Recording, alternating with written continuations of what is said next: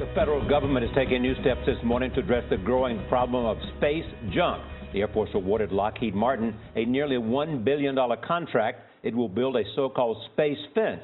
Chip Reid shows us how it could stop a disaster. He is at the Smithsonian National Air and Space Museum in Washington. Chip, good morning. Well, good morning. Yes, they call it a space fence. It's really a high-tech radar system that will track hundreds of thousands of pieces of debris floating around out there in space. The goal is to protect not only space travel, but also the hundreds of satellites that govern everything from military intelligence to GPS to satellite TV. Hundreds of miles above Earth is a massive field of junk, traveling 17,000 miles an hour, leftovers from decades of space travel.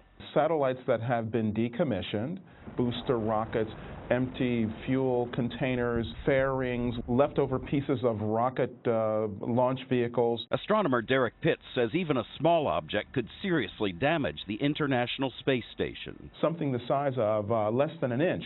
If it's traveling at a very high speed, it can do incredible damage. A fictional worst-case scenario played out on the big screen last year. Mission abort. In the blockbuster film, Gravity. Multiple satellites are down and they keep on falling. That's unlikely to happen in the real world, but experts say the threat is growing. It's only going to get worse, and if you know where the objects are, you can start to avoid them. Steve Bruce is working on Lockheed Martin's Space Fence radar system, expected to be ready in 2018. It'll be based in the South Pacific, near the equator, for optimum range. It's really revolutionary. It will map out what's up in space very, very well. In 2009, the U.S. satellite Iridium was destroyed when it collided with a defunct Russian satellite, creating thousands of pieces of new space debris. Current systems only track about 23,000 objects. The space fence is expected to monitor about 10 times that, steering satellites and space missions away from danger. Satellites really have become a major portion of how we live on this planet, everywhere from communications to early warning for weather. And so $1 billion is not a big price to pay to try to get control of this problem.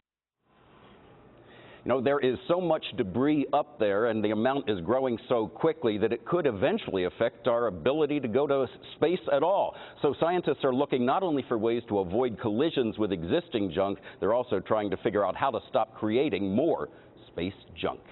Gail? All right, Chip, after listening to his report, it now sounds like money well spent. Yeah, I guess there's not a space landfill for space junk. Yeah. Not yet, Nora, not yet.